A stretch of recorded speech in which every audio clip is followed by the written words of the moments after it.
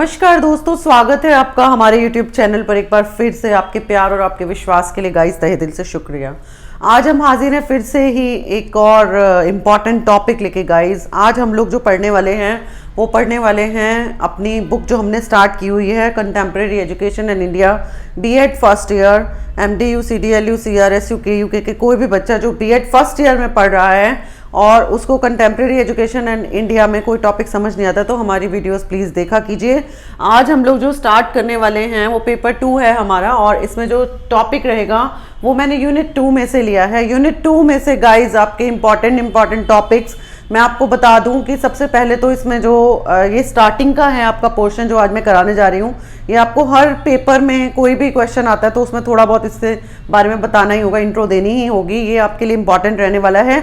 और दूसरे नंबर पे जो आपके इंपॉर्टेंट टॉपिक्स रहेंगे वो रहेंगे सेकेंडरी एजुकेशन कमीशन है, ठीक है, कोठारी आयोग है। इसमें बहुत इंपॉर्टेंट टॉपिक्स चलने वाले हैं, तो कोई भी वीडियो मिस मत कीजिएगा। अगर आपको अच्छे मार्क्स लेने हैं तो बने रहिएगा हमारी वीडियो के साथ। तो आज मैं आपको पास्ट में लेके चलती हूँ, ब्रिटिश रूल के टाइम पर लेके चलती हूँ कि हमारी शिक्षा की स्थिति उस समय पर क्या थी। ठीक है गाइस, तो देखिए हमारा जो टॉपिक रहेगा बच्चों वो रहेगा commission and policies in India. ठीक है, review of education commission and policies in India. क्या रहेगा बच्चों?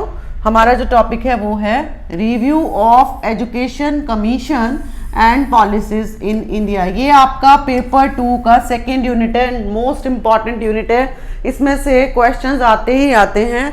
तो देखिए इसमें जो आज हम करने वाले हैं वो करने वाले हैं कि what were the condition of education under the British rule. मतलब हमारे जो जब ब्रिटिश रूल आ गया था तो हमारी जो शिक्षा की स्थिति थी वो कैसी थी।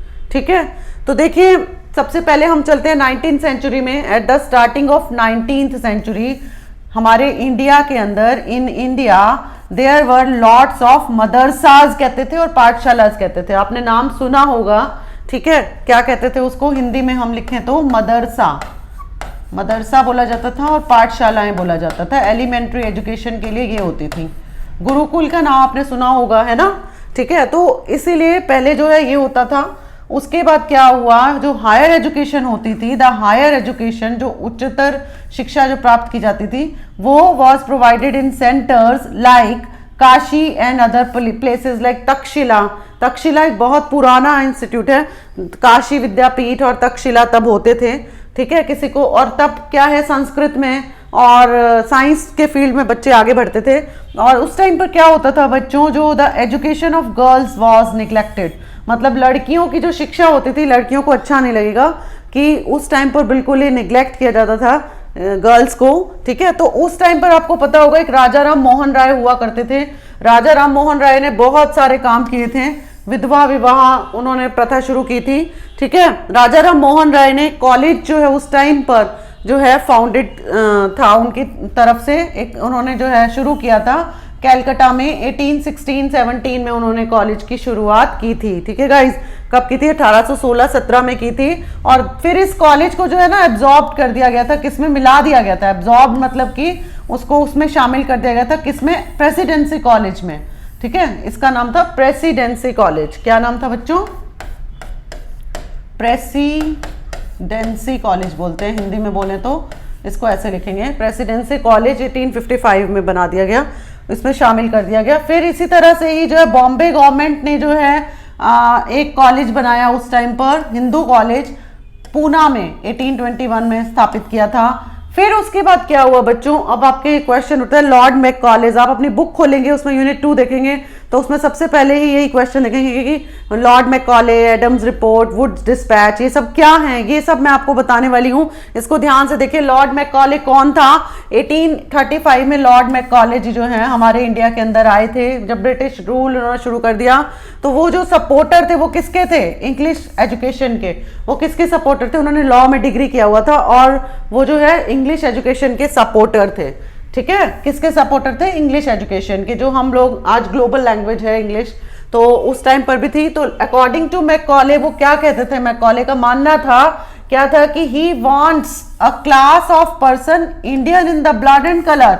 मतलब कि वो खून से, रंग से तो इंडियन हो लेकिन बोलचाल में, ओपिनियंस में, but English in taste, in opinions, in morals and in intellect. अपनी बुद्धिमत्ता में, अपने जो उसके मॉरल्स हैं उसमें और अपने ओपिनियंस में, अपने टेस्ट में वो इंग्लिश हो, वो ऐसा चाहते थे। हमारे इंडियंस को ऐसा बनाना चाहते थे कि वो शक्ल सूरत से, रंग रूप में तो इंडियन है, लेकिन उसके टेस्ट, उसकी ओपिनियन, उसका सब कुछ जो है वो इंग्लिश में होना चाहिए। ठीक है, तो उन्होंने एक मैकॉले मिनट निकाला था, उसकी फीचर्स क्या थी, एक इंपॉर्टेंट टॉपिक है, कैरेक्टरिस्टिक्स ऑफ मैकॉलेज मिनट। ठीक है, तो सबसे पहले तो उन्होंने क्या बताया था, meaning of the word literature. उन्होंने लिटरेचर का मतलब क्या निकाला, पहले जो लिटरेचर चला करते थे वो किससे रिलेटेड होते थे, संस्कृत लिटरेचर चलते थे हमारे। ठीक है, लेकिन उन्होंने क्या बताया कि इंग्लिश लिटरेचर, उनकी हिसाब से, उनकी डिक्शनरी में उन्होंने ये बताया कि जो इंग्लिश लिटरेचर है उसको जो है इंपॉर्टेंस दी जानी चाहिए, सब कुछ जो है वो इंग्लिश में होना चाहिए। तो उन्होंने जो है लिटरेचर का मतलब ही इंग्लिश लिटरेचर निकाल दिया। ठीक है, उसके बाद देखिए उन्होंने क्या किया, सेकंड नंबर पर व्यूज ऑफ प्रिंस बेंटिंग। तो जो उस टाइम पे जो गवर्नर जनरल होते थे विलियम बेंटिंग, ठीक है, क्या नाम था इनका, विलियम बेंटिंग। तो उन्होंने जो है मैकॉले की बातें उनको बहुत अच्छी लगी, तो उन्होंने इसका सपोर्ट किया कि हाँ तुम सही बोल रहे हो। इंग्लिश जो आई थी ना, तो उसका पूरा का पूरा श्रेय किसको जाता है, लॉर्ड मैकॉले को जाता है।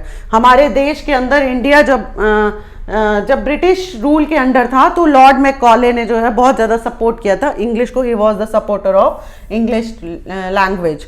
ठीक है, वो ये नहीं कहता था, रिलीजियस कॉन्सेप्ट था उसका, रिलीजियस कॉन्सेप्ट था वो, मतलब रिलीजन को वो नहीं कहता था कि हमारा जो धर्म है उसको मत मानो या लिटरेचर मत पढ़ो, संस्कृत लिटरेचर, लेकिन इंग्लिश लैंग्वेज को वो मान्यता देना चाहता था। मीडियम ऑफ इंस्ट्रक्शन, फिर उसने बोला कि मीडियम ऑफ इंस्ट्रक्शंस क्या रहनी चाहिए, क्योंकि आपको पता ही है इंग्लिश लैंग्वेज को वो इंपॉर्टेंस दे रहा था, तो वो बोला कि मीडियम ऑफ इंस्ट्रक्शंस भी जो है वो क्या होना चाहिए, हमारा इंग्लिश होना चाहिए सभी का। ठीक है, इंग्लिश ही होना चाहिए, इंडियन लैंग्वेजेस जो है वो नहीं पढ़ी जानी चाहिए, संस्कृत को इंपॉर्टेंस नहीं दिया जाना चाहिए इतना। Gave importance of Indian literature and languages, उसने इंपॉर्टेंस तो दिया था इंडियन लैंग्वेजेस को, लिटरेचर को, लेकिन वो ये कहता था कि इंग्लिश में जो है, इंग्लिश लैंग्वेज जो है वो अडॉप्ट कर ली जानी चाहिए, इंग्लिश लिटरेचर को पढ़ाया जाना चाहिए स्कूल्स के अंदर, पाठशाला के अंदर। ठीक है, इंपॉर्टेंस ऑफ इंग्लिश किया जाना चाहिए। तो इस तरह से जो लॉर्ड मैकॉले था उसकी, क्योंकि उसने इंग्लिश को इतना ज़्यादा एम्फेसिस किया था, तो उसमें कुछ कमियां पाई गई थी। तो उसके बाद जो है एक एडम रिपोर्ट आई थी, जिसके बारे में हम लोग बच्चों कल पढ़ेंगे। ठीक है, एडम्स रिपोर्ट मैं आपको कल पढ़ाऊंगी।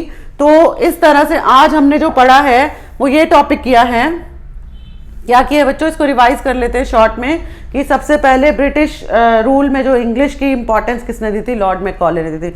लॉर्ड मैकॉलेज मिनट्स जो है उसने निकाला था, उसके बाद इंग्लिश लैंग्वेज शुरू हुआ था। ठीक है गाइस, तो इसमें हम ये शॉर्ट में आपको करा रहे हैं, जो ज़्यादा इंपॉर्टेंट टॉपिक्स नहीं हैं उसको मैं ब्रीफ में कराऊंगी, लेकिन जो इंपॉर्टेंट टॉपिक्स हैं उनको हम पूरा डिटेल्स में करेंगे। इसमें जो सेकेंडरी एजुकेशन कमीशन है, इंडियन एजुकेशन कमीशन है, बहुत सारे क्वेश्चन इससे इंपॉर्टेंट है, तो इसको देखते रहिएगा गाइज। और इस वीडियो को ज़्यादा से ज़्यादा शेयर कीजिए, लाइक कीजिए और इस चैनल को सब्सक्राइब कर लीजिए और बने रहिएगा वीडियोज़ के साथ। मिलते हैं फिर अगली वीडियो में। Till then bye and take care guys. Thank